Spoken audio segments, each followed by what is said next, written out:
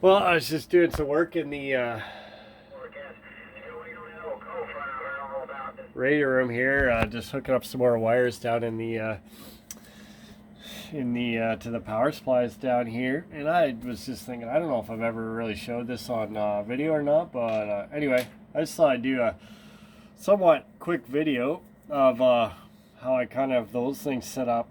I know I did like do a radio room tour, but anyway, I guess yeah. Anyway, um, so what I have is my power supplies all down here in my cabinet here. This cabinet is all thermostatically controlled through this temperature device here. The probe is on the top of the amplifier. Um, and it's set to a certain temperature. You can hear the fans around there. I have a light in here. That's for a light. That's for the fan on top of the amp. Yeah, so you can hear the fans. I can shut them off there for a second. You can hear.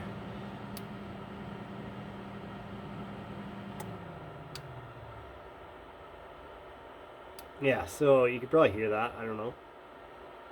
But yeah, so there's big fans on the back of the cabinet. There's one on the side. Just there's lots of heat in there with the radios and these power supplies running and all that. Anyway, so I've got two separate circuits here. Just have them switched 120 volt circuits, which are all the power supplies hook into. I have one circuit for I have three 40 amp switchers there hooked into one circuit. I have a 30 that runs. This is for just LED lights, the speaker amp, that kind of stuff. This 40 amp that's hooked into the radio circuit is just for radios. Run the radios. These 340s here are just for the amplifier. So 120 available amps for the amp. I also hooked this capacitor in line just when I was running a bigger, more power, which I don't run anymore, but I'm just running a little Texas Star 350 right now, so it was a way overkill for what I need there. But I did have this capacitor. It's still in line, but it never really does anything. I had that in line for sideband just to smooth the voltage out a bit when I had a lot of draw on it. Um, so yeah, I had some people tell me hooking these in parallel was not going to work, but I can tell you from the last three years running them that it does. I hooked all the wires for them are all the exact same length. They all run to common terminals here, and I set them all the exact same voltage to the decimal with my multimeter before I hook them up. And yeah, they just run to these. Then this offside runs to the amp through this. There's a 60 amp fuse here. Like I said, I was running a bigger amp, but I don't need it. People can't hear me with a couple hundred. It doesn't. I don't need any more. So that's how that's hooked up. The supplies have their own. I have their own meter on them.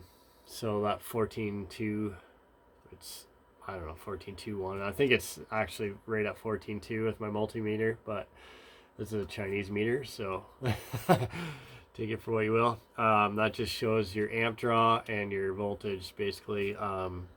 That's for the radio side. This is for the amp. You can see there's a little bit of draw there for.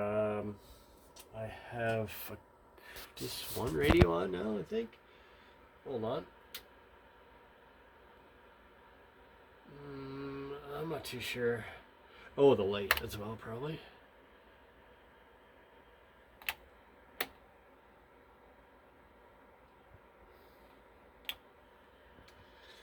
Anyway, whatever. I must have other stuff on I don't realize. And then, why is this thing? Wow, that's, you can't even see that in the. That one there is 14.6 for the amp.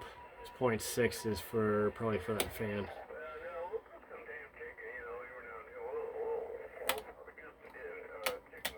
I'm not too sure. Anyway, oh, the amp is on. Drawn 0.6 when it's on. There. So yeah, this is, I told you about that, the fans and all that. So that's how that's set up, the inner workings of this. Four of my radios run into the switch, and then they run from the switch into this little amp, and then they run into my I got speakers like all around. So that's how that works too. So anyway, the only bad thing about having them all down in here is I got to take them out every once in a while, blow the dust out of them, just inspect them, oil the fans up and stuff. But other than that, I like having them in there. Just nice and neat and tidy. The radio one, I probably showed this already, but anyway, the radio one, the radio supply goes up here into this, and there's the fuse panel. The radios are all fused separately there, all in order. So if I ever pop a fuse, I know which one to go to. Yeah, the wiring's maybe not the neatest, but whatever. It's there. My antenna switch, which I've shown before, I think. So anyway, there's gonna be some more I don't know about changes, but additions I think coming. I got some plans for some stuff. So anyway, that's it for now.